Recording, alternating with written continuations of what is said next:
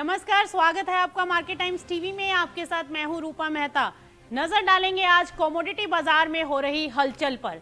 सबसे पहले खबर अमेरिका से।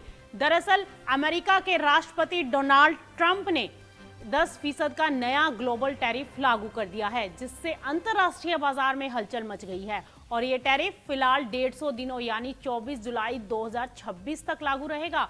और इसमें सबसे बड़ी खास बात यह है कि इसे कांग्रेस की मंजूरी के बिना ट्रेड एक्ट की धारा 122 के तहत लागू किया गया है।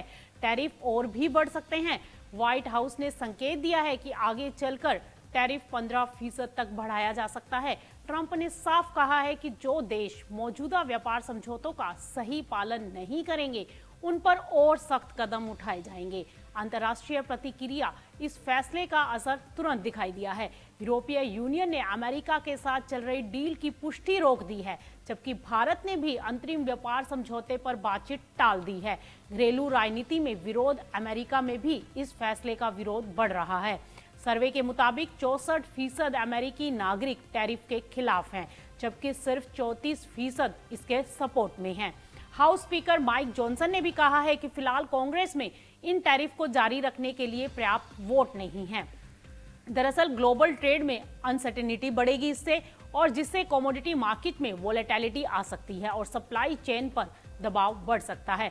और भारत के लिए भी ये अहम है, क्योंकि एक्सपोर्ट कॉस्ट बढ़ सकती है, एग्री और कमोडिटी ट्रेड प्रभावित हो सकता है। कुल मिलाकर ट्रंप का यह कदम आने वाले महीनों में विश्व स्तर पर व्यापार की दिशा तय कर सकता है। चलिए अब नजर डाल लेते हैं सोयाबीन के बाजार में, क्योंकि विश्व स्तर पर सोयाबीन बाजार में इस समय ब्राजील का सिक्का कुछ ऐसा चल रहा है कि मानो पूरा खेल उसी के पाले में हो और बाकी खिलाड़ी केवल बचाव करते नजर आ रहे हों। रिकॉर्ड उत्पादन, भरपूर कैरी ओवर स्टॉक और सस्ती पेशकश ने ब्राजील को ऐसी बढ़त दिलाई है कि चीन जैसे बड़े खरीदार ने भी रुख बदलते हुए बड़ी खरीद वहीं से शुरू कर दी है। नतीजा ये हुआ है कि जो बाजार कभी अमेरिका की मुट्ठी में था, वो अब धीरे धीरे ब्राजील की झोली में जाता दिखाई दे रहा है। अमेरिकी किसानों के लिए यह स्थिति आगे कुआं पीछे खाई जैसी बन सकती है। एक तरफ गिरती कीमतों का दबाव, तो दूसरी तरफ घटती निर्यात मांग।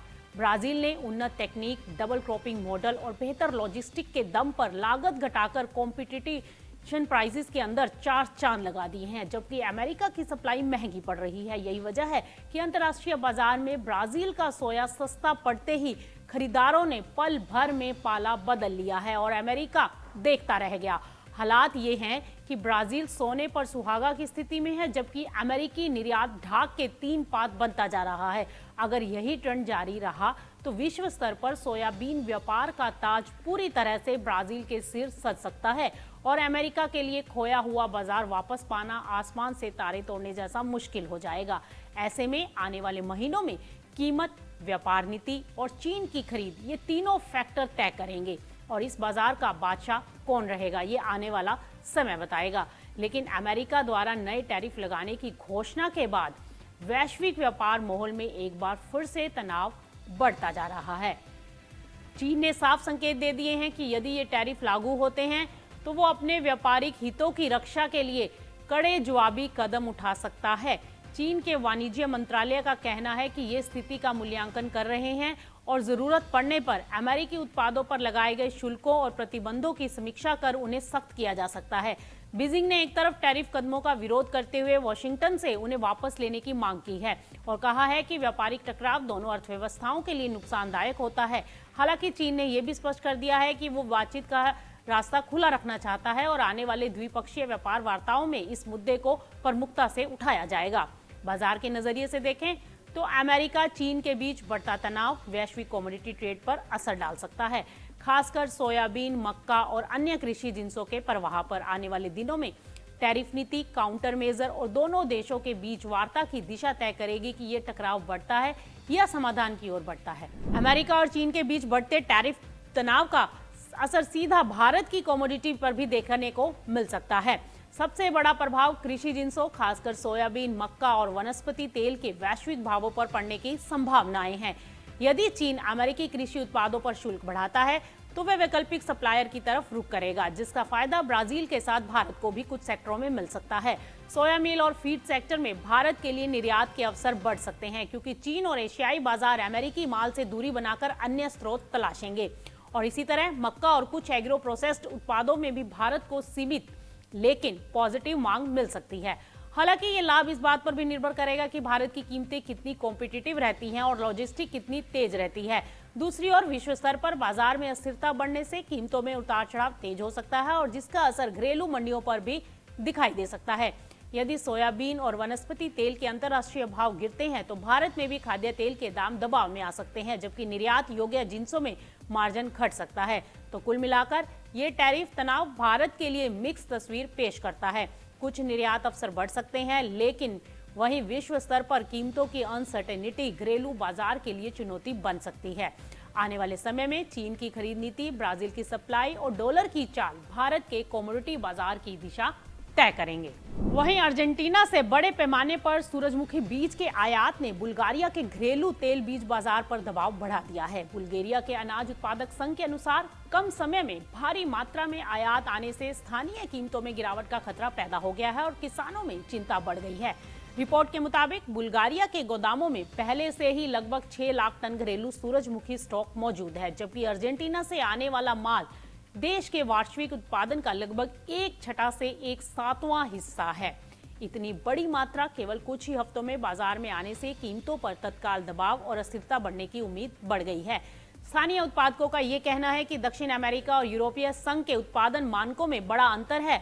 उनका आरोप है कि कई ऐसे कीटनाशक और फसल सुरक्षा रसायन जो यूरोप में रिस्ट्रिक्टेड हैं, वे दक्षिण अमेरिका में उपयोग होते हैं, जिससे खाद्य सुरक्षा और निष्पक्ष कंपटीशन को लेकर सवाल उठ रहे हैं।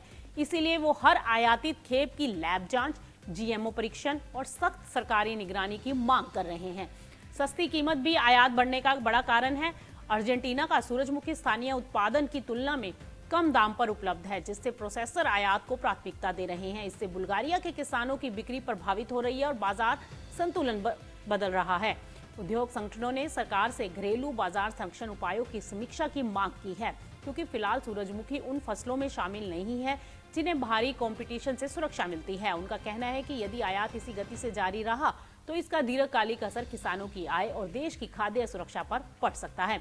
कुल मिलाकर अर्जेंटीना से सस्ते सूरजमुखी बीज की तेज आवक ने बुल्गारिया के बाजार में कीमतों पर दबाव और कंपटीशन में बढ़ोतरी और क्वालिटी के स्टैंडर्ड्स को लेकर नई बहस छेड़ दी है। यहाँ रुकेंगे एक छोटे से ब्रेक के लिए। ब्रेक के बाद फौरन हाजिर होंगे और बात करेंगे दूसरी कमोडिटीज की और जानेंगे कि आज कमोडिटी बाजार में कैसी रह सकती है हलचल। आप कहीं मत जाइए, बने रहिए मार्केट टाइम टीवी के साथ।